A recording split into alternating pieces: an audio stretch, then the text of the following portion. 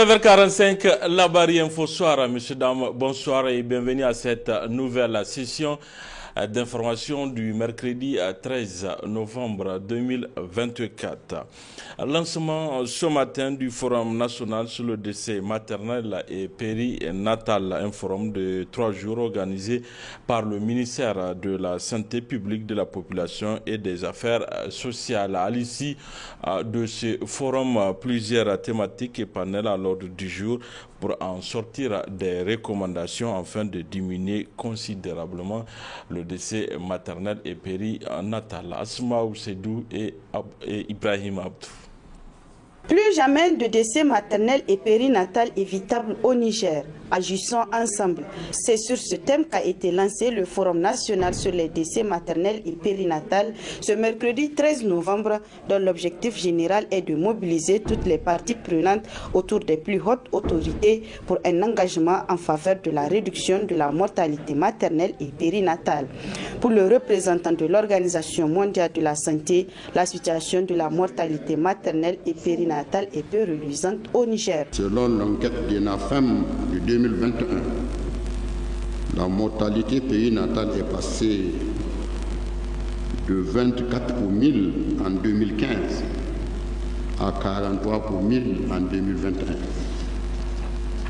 L'enjeu est de réduire ce taux considérablement, conformément également aux standards internationaux. Pour la région de Niamey, suite à la mise en œuvre des recommandations issues du Forum de 2018 relatives à l'amélioration de la santé de la femme et de l'enfant, des progrès ont été réalisés.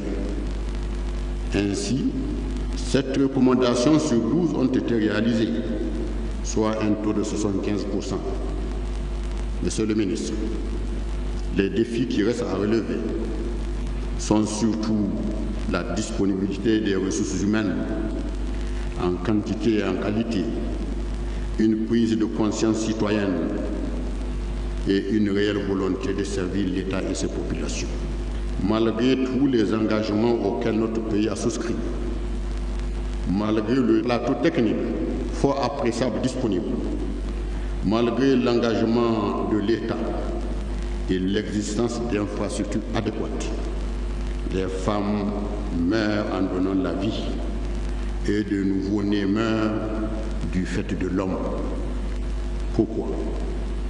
Si à la base, certaines filles de salle, certaines matrones, certaines sages-femmes, certains médecins, certains pédiatres ne changent pas de comportement et ne s'investissent pas pleinement dans ce pourquoi ils ont été formés à grands frais et recrutés, si les agents de l'État du corps répartissent leur temps de travail entre les services de l'État et les cliniques et cabinets privés, nous ne serons pas sortis de l'impasse.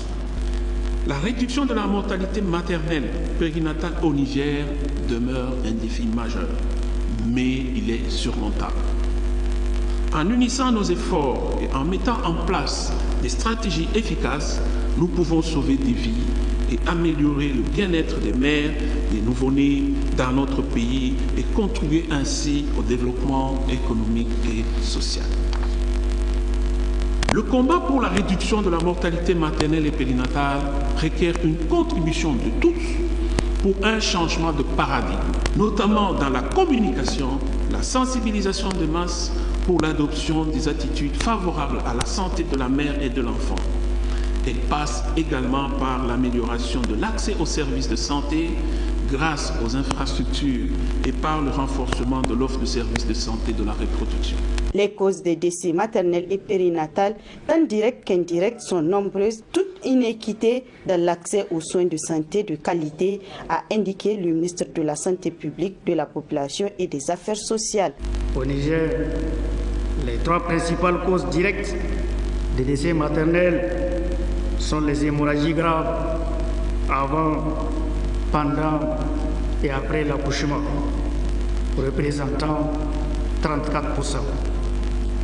L'hypertension artérielle pendant la grossesse avec 28% et les infections au cours de la grossesse après l'accouchement ou l'avortement, qui représente 24%. Quant aux causes indirectes, elles sont dominées par l'anémie qui est responsable du décès maternel dans 71% des cas, soit 7 cas sur 10, suivi du paludisme dans 13% des cas. Pour ce qui est du décès néonatal, les infections, l'asphyxie et les complications de la prématurité sont les causes les plus rencontrées, avec respectivement 32%, 29% et 24%. Pour prévenir les décès maternels et sauver la vie des femmes et des nouveau-nés, il faut prévenir ou gérer les complications qui sont bien connues. Toutes les femmes doivent avoir accès à des soins de qualité pendant la grossesse ainsi que pendant et après l'accouchement. Il est important que toutes les naissances soient assistées par des professionnels de santé qualifiés. Il est important de rappeler ici que l'accélération de la réduction de la mortalité maternelle et périnatale exige aussi un changement de comportement de tous les acteurs à cet effet. Je vous exhorte à analyser sans complaisance la situation des décès maternels et périnatales dans notre pays, à formuler des recommandations pratiques et à prendre des engagements formels par les parties prenantes pour accélérer la réduction des décès maternels et périnatales évitables et tendre vers la couverture sanitaire universelle et les ODD. Ce forum national sur le décès maternel et périnatal a vu la participation des hauts responsables du ministère de la Santé publique et les ministères sectoriels, des experts nationaux en santé, des chefs traditionnels et religieux, ainsi que des membres des organisations de la société civile. Ainsi, à travers ce forum, le gouvernement s'engage à s'attaquer à tout ce qui freine l'épanouissement de la population et qui plombe le développement du pays. Parlons santé et toujours cette fois-ci avec le syndicat unique de la santé et de l'action sociale, SISAS, qui a lancé aujourd'hui un mouvement de grève de 48 heures pour protester contre le silence des autorités face aux difficultés rencontrées. Après avoir épuisé les voies de recours avec le ministère de la Santé publique, le syndicat a décidé de passer à l'action pour faire entendre ses revendications. Sekinat Sadou, Boubacar Souley.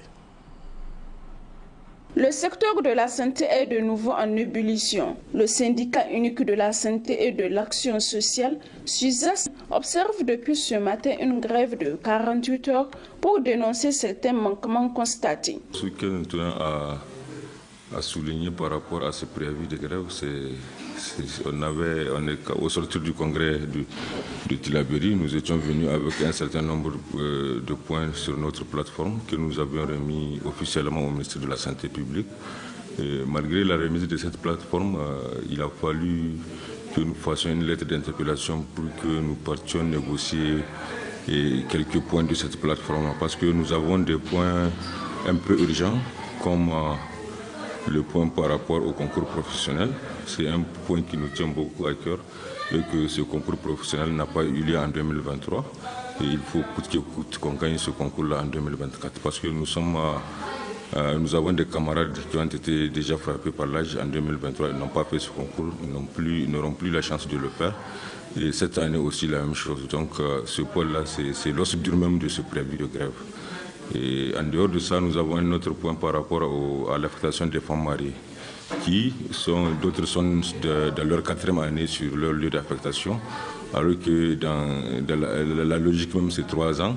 Et finalement, on a compris qu'il y a des femmes qui ont été divorcées à cause de cette distance-là. Donc nous tenons coûte que coûte à ce que ces femmes-là soient rapprochées un peu de leur mari pour éviter beaucoup de problèmes. Maintenant, de l'autre côté, nous avons aussi un 3e point par rapport au recrutement des contractuels et le recrutement aussi direct à la fonction publique. Vu la surcharge du travail qu'il y a sur le terrain, vraiment nous tenons à ce qu'il y ait un recrutement conséquent des agents de santé. Quand nous avions déposé la lettre d'interpellation, ils ont fait appel à nous, ça a été discuté, mais malheureusement les engagements tous ceux qu'ils ont pris comme engagement, ça n'a pas été respecté. Et du jour au lendemain, on a compris qu'il n'y a aucune bonne foi pour régler nos problèmes. Et le constat est bon. Face à cette situation, le SUSAS lance un appel à leurs camarades à rester mobilisés et à maintenir leur solidarité face à ces enjeux communs. Nous avons coutume de le dire. Le SUSAS est un syndicat béni. Nous avons d'autres stratégies de lutte. Si toutefois ils ne nous appellent pas pour négocier, en tout cas nous avons toutes les armes qu'il faut pour faire aboutir ces points-là, Inch'Allah. Un appel vis-à-vis des militantes et militants du SUSAS à tous les niveaux, c'est d'être constant, de continuer à respecter en tout cas le mot d'ordre. Il n'a qu'à suivre pas à pas le mouvement que nous sommes en train de faire. Donc vraiment, nous tenons à le remercier parce que, en tout cas, selon les échos, sur l'étendue du territoire, la grève a été observée par les militants. Donc. Le SUSAS réaffirme sa détermination à défendre les droits de ses membres et à obtenir des réponses concrètes de la part du gouvernement. Les prochains jours seront déterminants pour l'avenir de cette mobilisation. Voilà le reportage de cette édition pour parler du ciment gris 32,5 qui a connu une réduction de son prix et dont la disponibilité fait l'objet d'une vive polémique. Une de nos équipes a fait le tour ce matin des points de vente du ciment 32,5 dans la capitale pour faire le constat de cette situation. Le reportage de Adam Soumana et Boubacar Souley. Le ciment gris 32, ayant connu une baisse de son prix par décret du président du Conseil national pour la sauvegarde de la patrie, fait l'objet depuis quelque temps de commentaires de toutes sortes sur les réseaux sociaux. D'aucuns vont jusqu'à parler de sa rupture au niveau des grossistes de la place, mais du côté de ces derniers, la situation se présente comme telle. Le ciment vient, c'est juste qu'il y a beaucoup de demandes. Les ciments qui viennent ne peuvent pas couvrir toutes les demandes. Parce que 95% des gens sont en construction. Chaque jour, on aura des camions et il y a plusieurs d'autres qui arrivent à trouver. Chez nous, chaque fois, c'est juste qu'il y a beaucoup de demandes et ça ne peut pas couvrir. Si ça vient sur les camions, les gens viennent et puis ils payent. Certains consommateurs évoquent le non-respect du prix fixé par l'État au niveau de ceux exerçant ce commerce. D'autres choses qu'ils refutent à leur tour. C'est parce qu'il y a eu des diminutions que les gens viennent beaucoup. Parce que chacun veut profiter. Nous mettons en application le prix du gouvernement. Quoi qu'il en soit, il ressort du constat fait sur le terrain la disponibilité de ce ciment. Quant au non-respect du prix, il est du devoir des autorités compétentes de faire jouer le rôle qui est le sien au service de contrôle des prix, afin d'éviter que certains esprits malins ne tentent de violer cette décision salvatrice que tous les concitoyens ont applaudi et mis à l'actif de la gouvernance du CNSP. Place à présent à notre rendez-vous hebdomadaire de la chronique judiciaire dont le numéro d'aujourd'hui traite de la juridiction des mineurs, un thème abordé par le juge des mineurs Nani Soli Boubacar Sidikou. Très bonne réception à vous.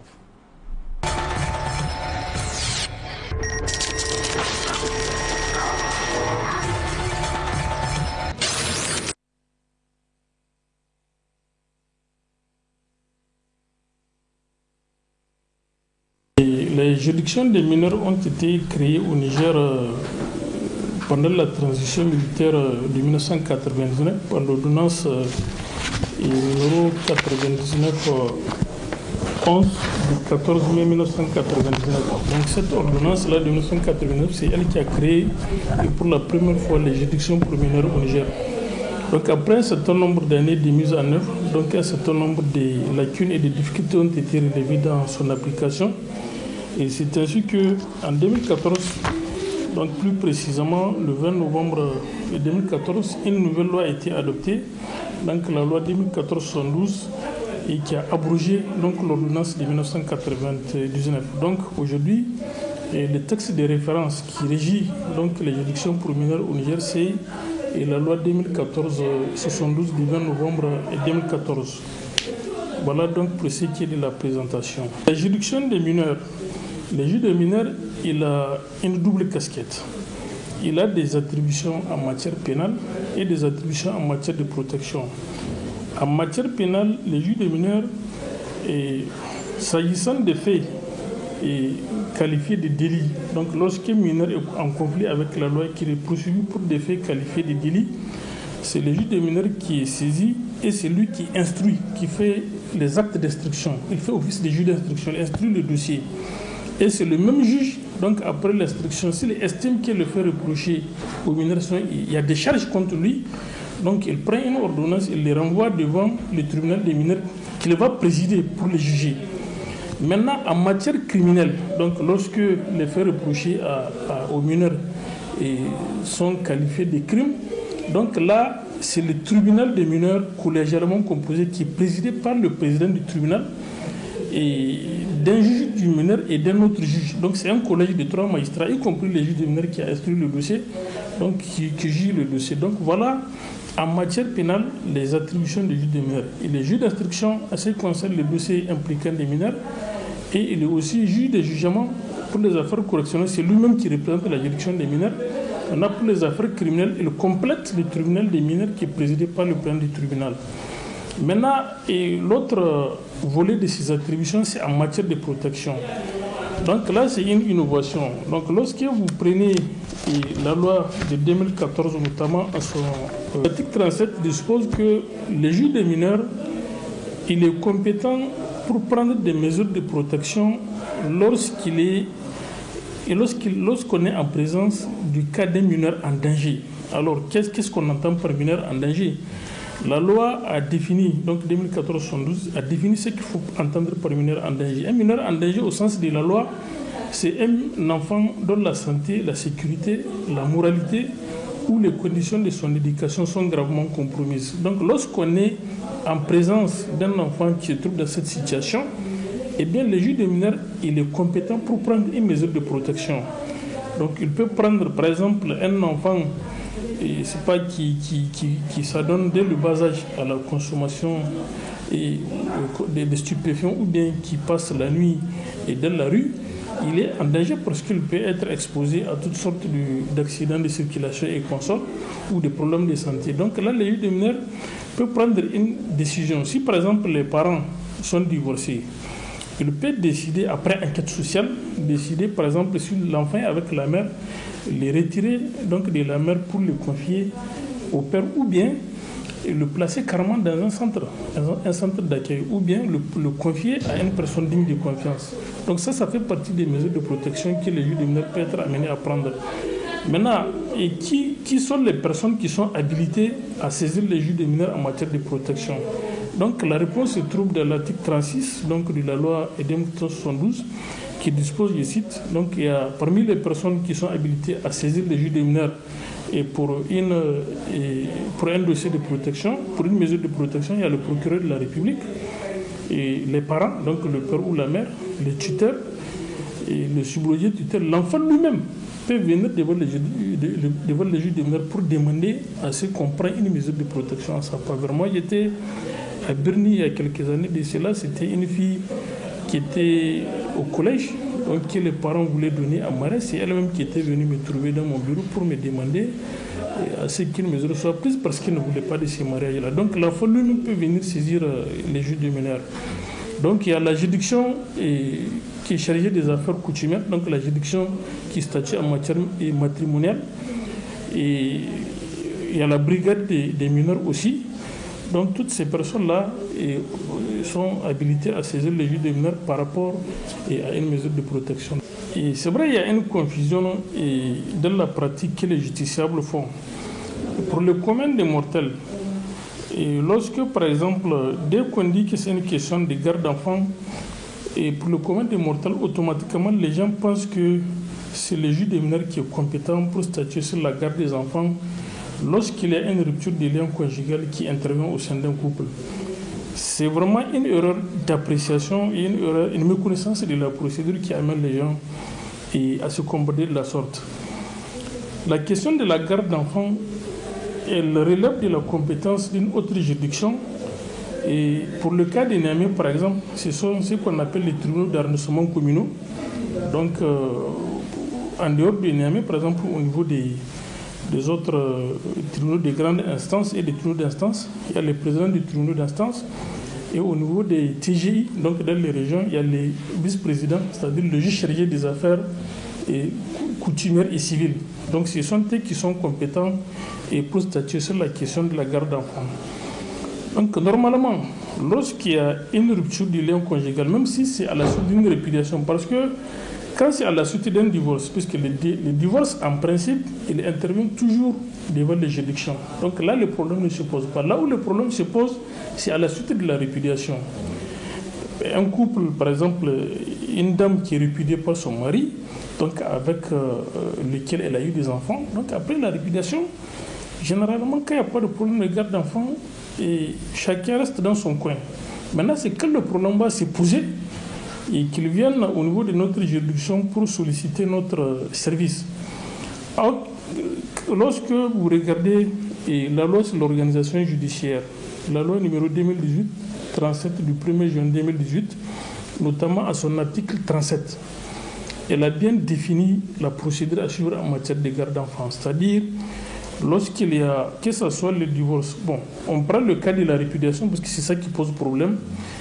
S'il y a une répudiation, une femme qui est répudiée par son mari, s'il y a des enfants qui sont issus du couple, normalement, c'est à l'époux le plus diligent. Ça peut être la mère ou le père de saisir le juge compétent, c'est-à-dire le juge chargé des affaires civiles et coutumières. Pour les cas de Niamey, par exemple, le président du tribunal d'arrondissement communal.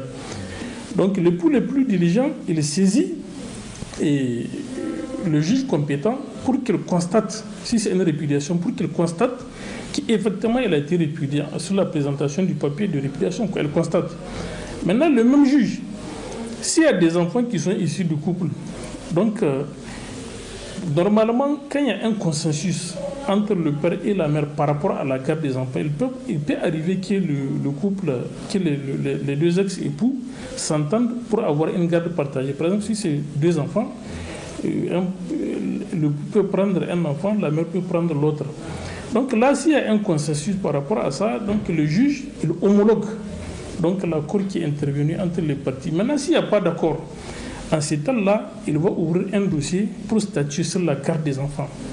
Si par exemple, il décide d'accorder la garde des enfants à la femme, là, il met à la charge de l'époux ce qu'on appelle la pension, le paiement de la pension alimentaire qu'il va fixer selon une certaine périodicité. Ça peut être, le versement peut être mensuel, hebdomadaire ou trimestriel selon les cas. Donc, le mari aussi qui n'a pas la garde des enfants, il conserve ce qu'on appelle les droits de visite et d'hébergement. C'est-à-dire, il a les droits, bien que les enfants ne sont pas sous sa garde, le juge va fixer en tout cas une certaine périodicité pendant laquelle il va recevoir la visite de ces enfants-là et de les héberger, selon une certaine périodicité. Maintenant, si c'est le mari aussi qui a la garde des enfants, donc là, il n'y a pas de paiement de pension alimentaire, puisque là, ils sont sous la garde du mari, donc c'est lui qui les prend en charge. Mais la mère aussi, elle conserve un droit de visite et d'hébergement par rapport à ses enfants. Donc voilà un peu la procédure. Donc pour récapituler, vraiment la question de la garde des enfants, le juge des mineurs, son domaine il intervient lorsque seulement l'enfant est en danger. Parce qu'il peut y avoir la précision qu'il faut apporter. Même lorsque, même après, à la suite d'une rupture du lien conjugal, le juge des mineurs peut être compétent à prendre une mesure de protection. Et lorsque les mineurs qui sont concernés, lorsqu'ils sont en danger, c'est-à-dire les critères déterminants, les critères de compétence du juge des mineurs en matière de protection, c'est la notion de danger. Il faut que l'enfant soit en danger, il faut que sa santé, sa sécurité, sa moralité ou les conditions de son éducation soient gravement compromises. Là, en ce temps-là, même si c'est à la suite d'une rupture du lien conjugal, le juge des mineurs peut intervenir pour prendre une mesure de protection s'il est établi que l'enfant est en danger. Mais s'il n'y a pas de danger, c'est juste à la suite d'une rupture du lien conjugal par répudiation, par divorce, là, ce sont les juges chargés des affaires civiles et coutumières, et pour le cas de Niamey, donc le président des tribunaux d'arrondissement communaux qui sont compétents pour statuer sur la garde des enfants. Donc moi, j'invite en tout cas les justiciables et à avoir le réflexe, lorsqu'il y a une rupture du lien conjugal, donc au sein d'un couple, s'il y a des enfants, moi j'invite en tout cas les justiciables à avoir les réflexes d'aller systématiquement vers le juge chargé des affaires civiles et coutumières, donc pour le cas de Niamey, le président des TAC, et pour d'abord qu'il constate la répudiation, si c'est une répudiation. Ensuite, s'il y a des enfants qui sont issus du couple, qu'il prend une ordonnance pour statuer sur la garde des enfants. Mais dans la pratique, les gens viennent ici chez nous, c'est quand le problème se pose. C'est-à-dire, le plus souvent, c'est 1 an, 2 ans après la rupture du lien conjugal, et la dame va venir se présenter à ton cabinet pour te dire que bon, son mari l'a répudié à 2 ans de cela, mais il refuse de lui permettre de voir ses enfants. Alors que si elle l'avait fait en amont, le problème n'allait pas se poser, il y aurait une décision de justice. Parce que s'il y a une ordonnance qui s'agit sur la garde et que l'un des époux fait obstruction à cette décision-là, il peut, comment on appelle ça, faire l'objet de poursuites pénales. Parce qu'il y a c'est une infraction qui est prévue par le code pénal. Bon, il n'y a pas de période. Il n'y a pas de période. En fait, c'est vrai dans, comment on appelle ça, en matière coutumière, de notre coutume, puisque la coutume germain islamisée ou haussa islamisée, les gens disent que, par exemple, lorsque l'enfant n'a pas atteint l'âge de 7 ans, il reste avec sa mère au-delà de 7 ans. Et donc, le père peut demander à chercher à avoir la garde d'enfant. En fait, ça, ce sont nos coutumes. Mais vous savez, le Niger aussi a ratifié un certain nombre d'instruments juridiques internationaux, notamment la Convention internationale relative aux droits de l'enfant. Cette convention, elle a posé dans un de ses articles une disposition, un principe extrêmement important, c'est celui de l'intérêt supérieur de l'enfant. C'est-à-dire, même si, qu'est-ce que ce principe-là veut dire? Ce principe-là voudrait tout simplement dire que lorsqu'il y a une décision à prendre, que ce soit devant les autorités judiciaires ou administratives, la considération primordiale qu'il faut prendre en considération, c'est l'intérêt de l'enfant. Dans toute décision, il faut mettre en avant l'intérêt supérieur de l'enfant. Ça veut dire quoi concrètement? Lorsque, par exemple, même un enfant qui a âgé, par exemple, de 10 ans, on suppose que normalement, il doit être, par exemple, si c'est un enfant de sexe féminin, qu'il doit être avec sa mère. Mais si, par exemple, il se trouve que la mère, c'est une femme qui est de mœurs légères ou c'est une prostituée, par exemple, là, l'intérêt supérieur de l'enfant peut commander, à la suite d'une enquête sociale, bien évidemment, peut amener les juges à prendre une décision pour confier, comment on appelle ça, l'enfant au père et non à la mère. Donc, il n'y a pas, comment on appelle ça, un âge où on dit qu'avant lequel l'enfant doit être avec sa mère et après tel âge, il doit être avec le père. Non, c'est l'intérêt supérieur de l'enfant tel que la Convention internationale des droits de l'enfant l'a prévu.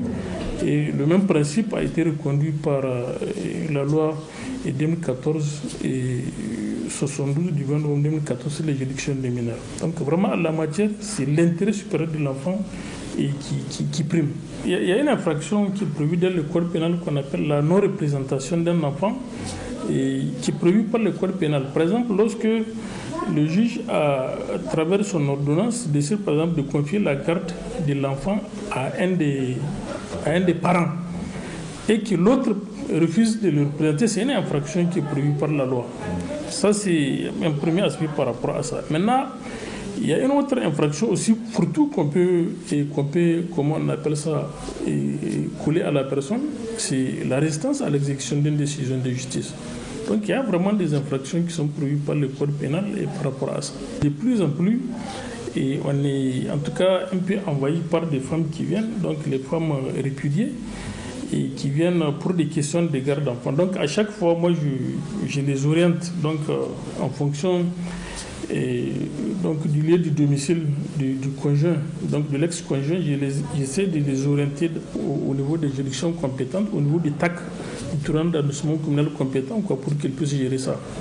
Parce que les gens n'ont pas compris jusqu'à présent, peut-être c'est un problème de manque de vulgarisation de la juridiction des mineurs, qui fait que, bon, dès qu'il y a une question qui concerne la garde d'enfants, automatiquement les gens pensent que c'est le juge des mineurs qui est compétent. S'il n'y a pas de danger, si c'est juste une question de garde d'enfants et que les deux parents se disputent, donc là, c'est le juge chargé des affaires civiles et coutumières. Donc pour les cas d'Inamé, le président des tribunaux d'arrondissement communaux, et ce sont eux qui sont compétents pour statuer sur cette question de garde d'enfants. C'est une décision qui est susceptible de voir des recours. Mais la particularité de la décision sur la question, et comment on appelle ça, des pensions alimentaires et des gardes d'enfants, c'est une décision qui est exécutoire par provision, c'est-à-dire, nonobstant une voie de recours, nonobstant l'appel, c'est une décision qui est exécutoire par provision. Donc elle bénéficie de ce qu'on appelle l'exécution provisoire. Même si l'une des parties fait appel, donc c'est une décision qui est exécutoire pour provision, c'est-à-dire qui bénéficie de l'exécution provisoire. Parce que les questions alimentaires, les pensions alimentaires quand même, c'est des questions en tout cas qui sont très vitales. Ça ne doit pas souffrir quand même comment on appelle ça, des voies de recours, quoi. Ça ne doit pas être bloqué. Donc leur exécution du fait que, par exemple, le mari a interjeté appel parce qu'il estime que la pension alimentaire est exorbitante, par exemple.